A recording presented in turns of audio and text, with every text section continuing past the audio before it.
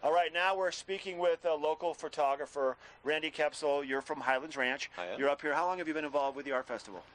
This is my third season. Okay. And I've been to Beaver Creek twice. So you've done Keystone before? I have. Frisco next weekend? Absolutely. And how long have you been doing photography? How long have you been taking Well, pictures? I started in high school, like most people, and kind of got in and out of it over the years. And then about the last 10 years, I kind of reinvigorated myself with that hobby. And when I retired, I kind of turned it into a business that keeps me busy. And you're like, oh my God, I could actually do what I love to do and make a little cash, and it works. And travel. So obviously dark rooms were a big deal when you were in high school, right? They were. And I apply any dark room stuff happening now? Do you apply it in, like you said, in any capacity? I apply it a lot. So one of the techniques we used to use in the dark room was called an Orton effect, where you did about 85% of your time in focus. And then you blurred the lens a little bit and just gave it a little, like 15% of the light. And that kind of gave the picture a bit of an aura to it. And I do the same thing on the computer. Isn't that amazing? The darkroom effect. Yeah. Darkroom effect filter, here we go. Yeah. So your medium's obviously taking pictures, a lot of landscape photography. You travel all over the world for your job. You said you spent a lot of time in Iceland more recently? Yeah, we did a trip this year with Norway and Iceland, and we caught the auroras in just absolutely stunning shows. Right? It was something else, isn't it? I tell people that it's the most fun you can have with a camera that's legal.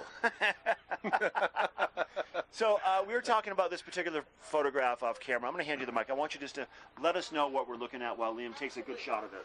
Well, this was from the Tetons in 2016. It was the fall, obviously, with the colors. And I set up it when it was dark out, absolutely dark. And there were literally hundreds of photographers there.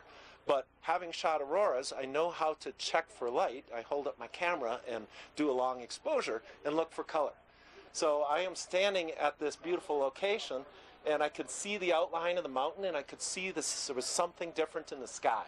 So I did my little 4-second handheld exposure and was stunned by the color that I saw. So I grabbed the tripod, got my panorama, set it up, got off half a dozen different panoramas for the next hour and a half. And this was the one. It was the first one I took. And it's special because I've been told by people that live in the area that morning was a 1 in 5 year alpenglow. No kidding. So I caught it, and I caught it in lighting that is exceptional. So was the word out that this was about to happen? Like, why were there so many photographers there? They all knew? Well, everybody goes to shoot this location in the fall, just like we do Maroon Bells in the fall. Oh, yeah, so it's a well-known location. So and that alpenglow was that right there.